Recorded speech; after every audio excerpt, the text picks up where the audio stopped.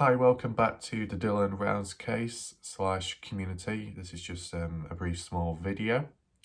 So I just wanted to explain how I got involved and how I came across and why I covered the Dylan Rounds case, okay? Because this is the thing, because there's more like YouTubers and more coverage on the case, you all have reasons, and one of the consensus, I believe, if I'm correct in saying, a lot of people feel attached or connected to Dylan in some way. I don't know if it's to do spiritually, if it's to do with because these people work on farms or did in the past, so they feel connected to Dylan in that way because of the environment, the work itself. It might be because certain people, like mothers, have sons, children, so you know that protectiveness and that level of care kind of relating to the Dylan Round situation maybe. I remember Ranger recently said in one of Pancake's streams, I think, saying how, oh yeah, we're all connected, everybody that covers the case is on a certain level with Dylan and stuff. Reality is, me, I'm not connected to Dylan. Even though people say I might look like him at times, I'm not connected to Dylan. I'm not attached to Dylan. I don't resonate with Dylan. Nothing. Okay? And arguably, this is what separates me from other people. Okay? Some people might see it as a good thing. Other people might see it as a bad thing. But this is the thing, right? When you're covering a case, a mystery, you know, you got to look at it from all angles and perspectives. The positive side, the negative side, all over, right? Even some of the theories and questions you might not want to think of, but you still do, to cover, you know, wide angles and get a full picture of what's going on. Now, if you feel attached to someone or something in a case, it might impact your judgment, your questioning. You might side with certain people or certain theories more with one than the other. That can cloud your judgment, and you know, it might slow down progress in maybe solving something or getting to the bottom of a thing, right? Whereas with me, I will look at it this way and that way.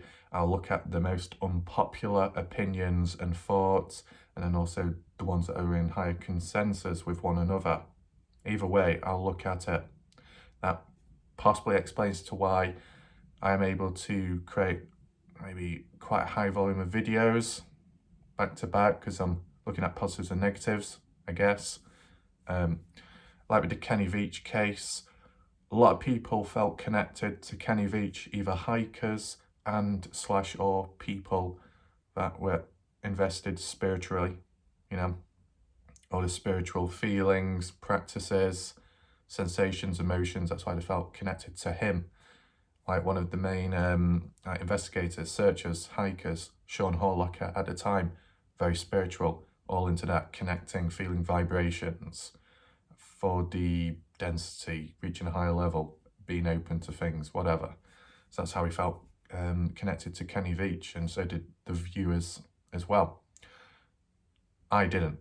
I'm not spiritual, okay? Just realistic, get in there, look at this, look at that, question this, etc., and so on. That's it.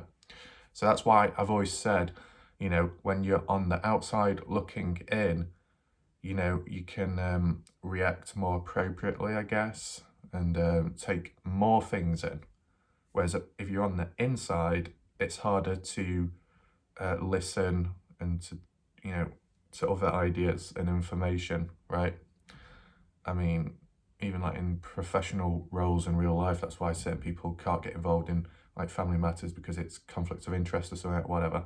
So yeah, that's just a brief explanation behind that. Now, in terms of what interested me or how I got here in the first place covering Dylan Rounds, reality is I was 1 month late to the case, so quite a bit of catching up to do on the spot. Bit rough, right? It's taking some time, just how I go, how I'm built.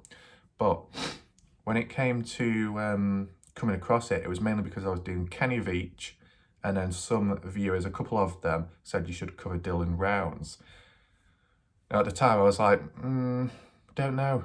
You know, Kenny Veach, that's the only mystery I've been covering since 2020. You know, moving on to something else, is it going to derail me? Will it impact negatively? Is it going to put people off? Is it going to drive people away? I don't know. It's the unknown. It's the first time branching on to something else, because I think I did like the odd mystery here and there. Just before moving on, I did the doll mystery, put a lot of effort into that stuff and proper story narration, and it flopped. 300 views. It's like, is it worth putting in so much time to get little back?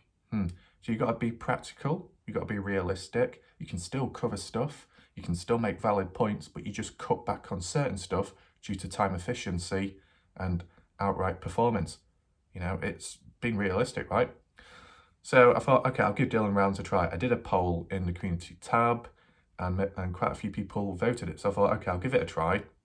Started covering it, and then slowly, you know, it was kind of slow at first, because I guess people are adapting, transitioning over, other people pissed off, there you go, and then started from there. In terms of why it continued, because at first it was a little rough. Some people had high expectations, like, oh, you gotta follow the information, stick to the facts, can't go out of line. You know, it was almost like I was given a script of orders of what to do and what not to do, and it was like, who do you think you are? And obviously, with time, as it's unfolded, the facts, the information and stats have switched and changed so much that, guess what? You might as well come out with conspiracy theories now. That's welcome as well, due to the case being so all over the place, right? So, despite the initial first part where it was a bit rough and complaints were there because of Misty, she was good in what she said. Misty is one of the main reasons to why I continued covering this case. So that's good of them. They were just basically saying that, oh, just keep on going, and then just keep on covering the type of videos and the range and the order you do them, kind of like with the Kenny Veach stuff, and then just keep doing it. So that's what's happened, and in the end, or up to now at least, let's just say, it's turned out okay. We'll see what happens next. In recent time, you got that resistance, you got that stuff. Some people might feel, oh, that's not good. But you know what? It's not an issue, because I've experienced it before. It's happened in the past, so it's nothing new. If I didn't cover this case and I covered another case, the Kyrie Rodney one, or something else, Daniel Robinson, I'd get resistance there. It's just a pattern. If you cover a case for at least 2 to 3 months consistently, you will receive fake accounts, threats, impersonation, and all that.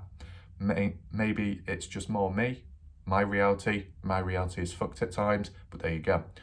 But aside from that, still got videos to cover, still been continuing. Now, the next question, why do I cover this case personally? Well, main reason is because I feel like I can cover it, okay? The methods that I previously used on Kenny Veach, I can use here. Map analysis, street view, looking at footage, analysing it, debunking it, spot the difference, seeing what's changed, what's remained, has anything been taken away, reading through articles now, questioning them, updating maybe misinformation as well within them, body language, looking at footage of that, looking at changes of behaviour of people, all the different theories, and tying them into a map video or standalone video. Can still do the cinematic edits as I previously demonstrated, but it doesn't feel necessary in this case, because this case is more ongoing and active, and it feels kind of more serious in a way. With the Kenny Veach case, that's more mysterious, right? More open to interpretation, aliens, UFO, creatures out there. Whereas if you tried tying that to the Dylan Rounds one, bit of a mockery, you know, saying Bigfoot took Dylan, it just seems a bit silly. So there's more of a serious approach and presence around Dylan's case. So with the cinematic edits, it's kind of unnecessary, unless on the odd video it kind of fits in. But, you know, just simply talking or analysing straight to the point, or as best as can be, is the main way to go. So yeah, that's one of the main reasons to why I've continued covering, and why I've continued covering the Dylan Rounds case is because the methods, crossover and styles, so I'm not really restricted or locked out of stuff. So that's a positive.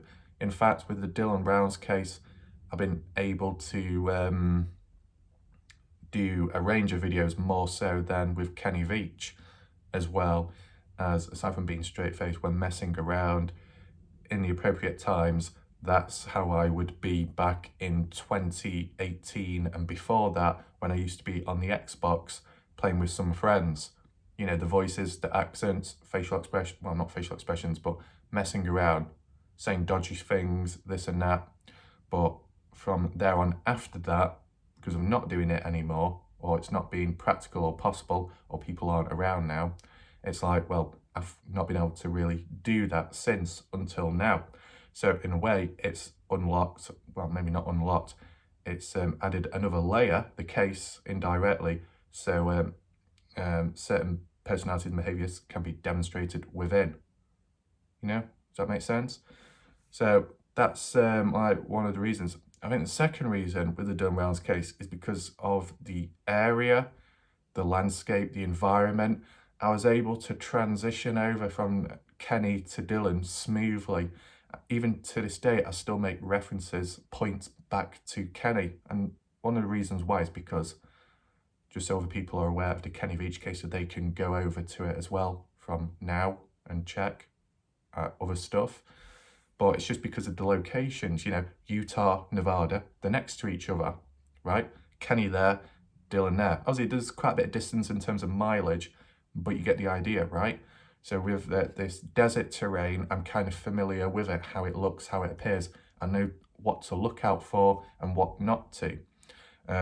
Looking out maybe for caves, mines, with the mine shafts in recent time with Ty and Lance. With looking at that area, I can kind of understand it and talk about it because I did extensively with the Kenny Veach case. So with these crossovers, whether it be the type, the method of the individual, how they disappeared, where they were last seen, the environment and the possible locations of where the person could be at, I'm just saying could, I can kind of understand a bit more.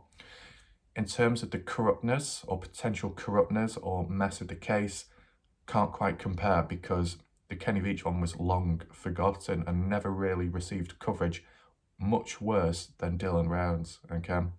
Might be because of the age difference, might be because families deal with things differently, but yeah, big split down the middle there. So with that, it's opened up another deeper side, another deeper layer to the Dylan Rounds case to look at, okay?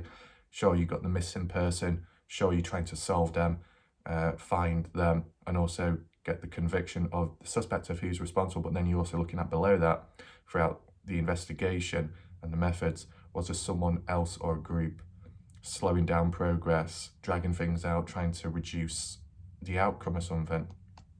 So yeah, with all that in mind, it's opened up more points to talk about and discuss. So I think that explains that in general. I think I've mentioned all of it. So why I started covering it, how I started, or how I came across it, and why I continue.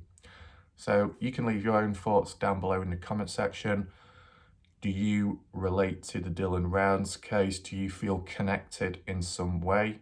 Let me know down below. And if you've got any additional points, questions, or if you want me to check out any things within the Dylan Rounds case, like video ideas or suggestions, feel free to list it down below.